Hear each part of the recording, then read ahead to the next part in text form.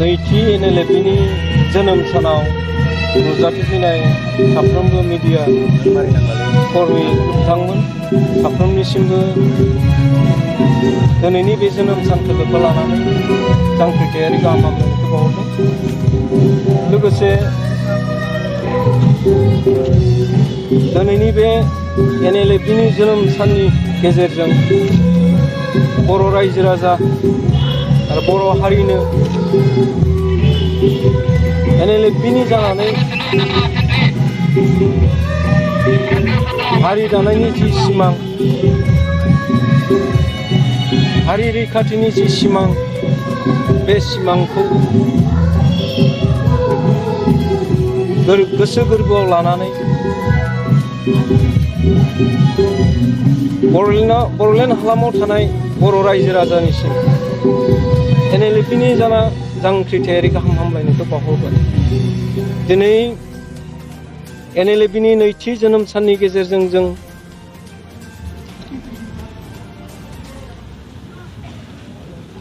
हारिनि जि सिमां, बे सिमांखौ लानानै थोंगोरै गोख्रोङै जों सोरखारजों सावरायनो होननानै NLFआ जि सावरायबोदों, बे सावरायनायखौ सोरखारा मान सन्मान मान मर्यादाजों जोंखौ सावरायनो थाखाय खाबु होलाङो। जोंनि NLFनि जा डिमान्ड्स, बे डिमान्ड्सफोरनि सायाव बिथा खालामनानै पलिटिकेलि NLFजों सावरायलाङो। आं बेखौ दिनैनि बे जोनोम साननि गेजेरजों सोरखारखौ खावलायदों। माखासे नोंथांमोननो अनसुंथाइ होनो गोनां सरकारा दासिमबो होनायखौ जों नुनो मोनाखै। बे समाव नोंथांमोना मा खावलायो? दासिम सोरखारा बेबायदि अनसुंथाइ होनायनि जेबो गैथ'वा। जों जेब्ला फैदोंमोन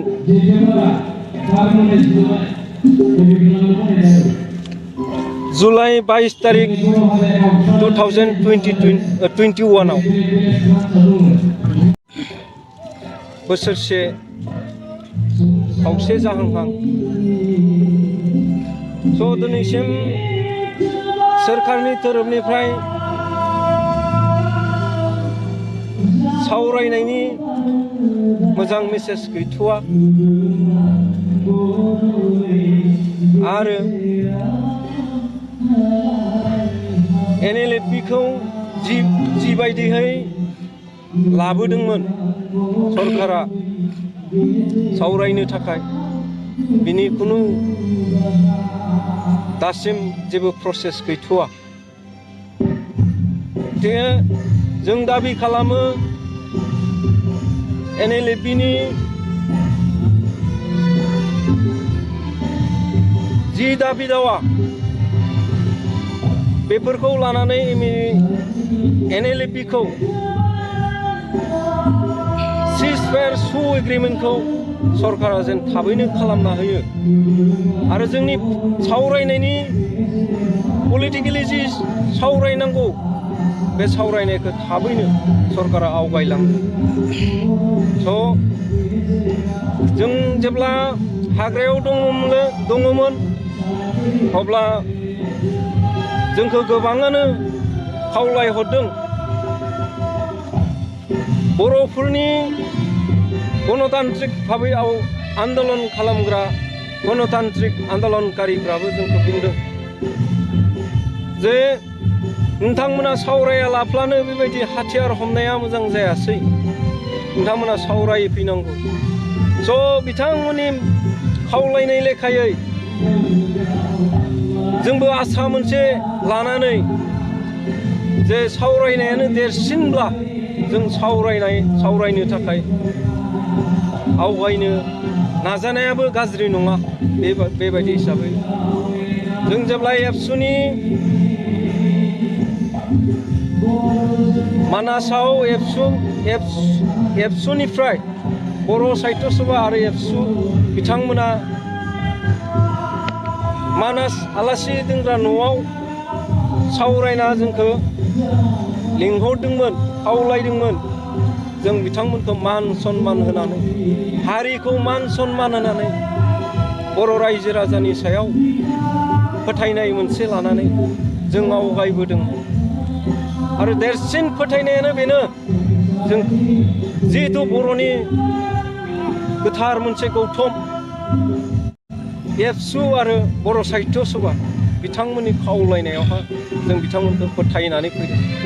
दिनै निरब बिथांमोना NLA बिदों सावरायनायनि बेलायाव बा सावरायनांगौ होननानै बिथांमोना दिनैसिम फंसेबो बाथ्रा बुङाखै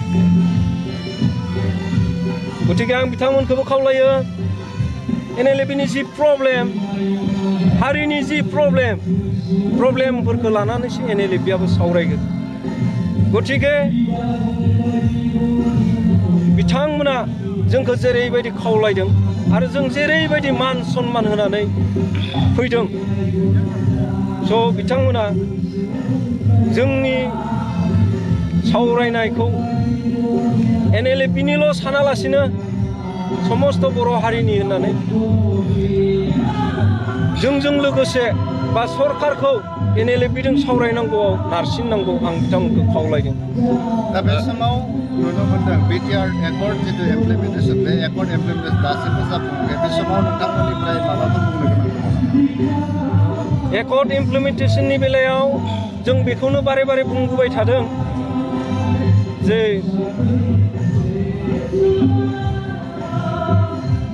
MOH-आव जि दफाफोरा दं बे दफाफोरा बबेबा मोनसे मोजां बबेबा गाज्रि जों मोजांखौ लानांगोन गाज्रिखौ जों नागारनांगोन दानख'नायनि बेलायाव आं बेखौनो बुंदों क्लियारै जे जोंनो मोनखानाय जिफोर जोंनि हा मोनखानाय जोंनि जिफोर जायगा बेफोरखौ दानख'नो थाखाय मालाबाबो नाजायिया मोजां मानो होनब्ला जोंनि सिमाखौ मोनखानानै जुदि गाव दानख'नानै लाबावोब्ला जोंहा बेनिसै आरो देरसिन खहा मा जानो हागौ दिनै बारायनायनि बेलायाव जों गोसो होनांगोन गहपुर सिमलगुरिसिम जि बारायनायनि खोथा बुंबाय थादों खिन्थु फारसे जोंहा MOH-आव बेसांखिनिखौ जों लिरनानै अफिसियेलि जों बे बारायनायनि सोदोबखौ जों मोननो हायाखै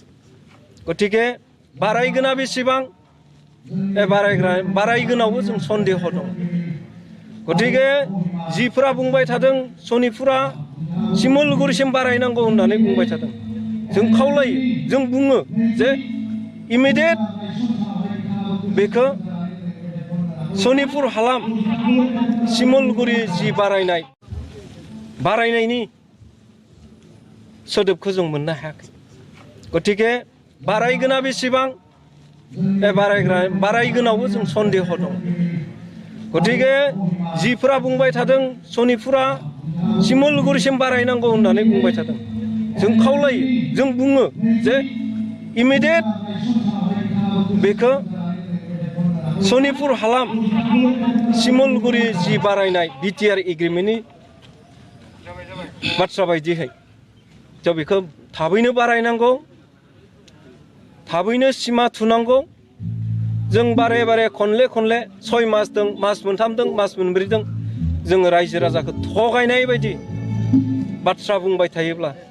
जानाय नङा एकर्ड जानायनि 6 मासनि उनाव BTR-नि जिफोर दफा BTR-नि जिफोर MOH लिरनाय दं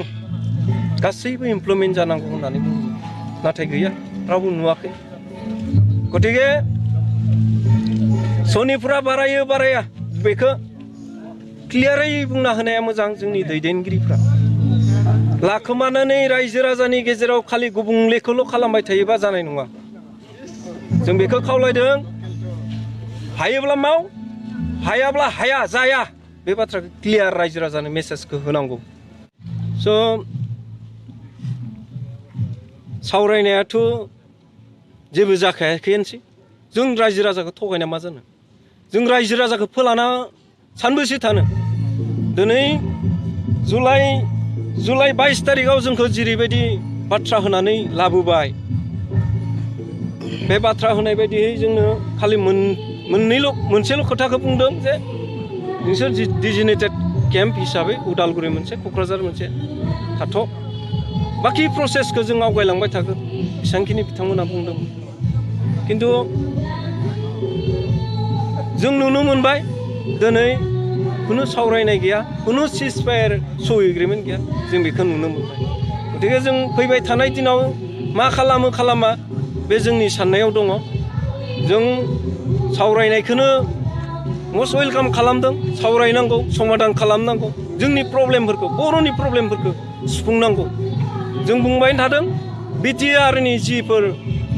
दफा बेफोरखौ मावफुंनानै मोजां बिटिआरनि जि दफा मोजां बर'फ्रा एक्सेप्ट खालामनो हानाय जिफोर दफा बेफोरखौ थाबैनो मावफुंनांगौ सिमाया बारायनांगौ आरो जायफोर एक्स-एनडिपि दङ जोबथेसालियाव दिनैसिमबो जोबथेसालियाव जोबजानानै दं सान्ति सुक्ति होननानै जि सागान होबोबाय बे सागान होनायनि उनाव 100नि खाथियावहा दिनैसिमबो एनडिपिनि लिडार्स केडार्सफोरा दङ जाय सागानगिरि रन्जन दैमारि दिनै बिथांमोनाबो जोबथेसालियाव बावसोमगासिनो दा दिनैसिम हारिनि थाखाय गतिके जोंखौ ओरैनो फोजोबनो सानोब्ला जानाय नङा जोंनि ओंखारफिनलांनायनि आन्दोआवबो मायबा मोनसे बाथ्रा थाखोमानो हागौ गतिके जोंनि बाथ्राखौ मिथिनोब्ला जोंजों सावरायनो नांगोन बुजिलायनो नांगोन बेखाय सावरायनायानो देरसिन खामानि जों सावरायलांबाय थागोन सरकारा सानसेब्लाबो जोंखौबो गनायनो नांगोन बेबायदि हिसाबै जोङो सिन्था खालामनानै दंथ'यो